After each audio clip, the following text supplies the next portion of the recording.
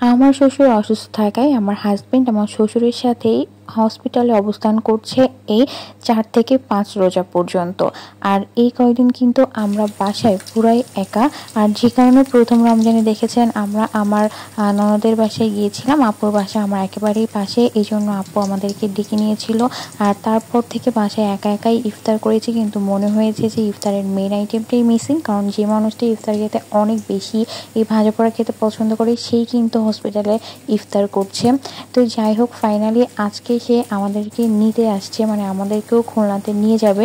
আর তার জন্যই আজকে আমি ভাবলাম তার পছন্দের কিছু খাবার দাবার একটু রেডি করি।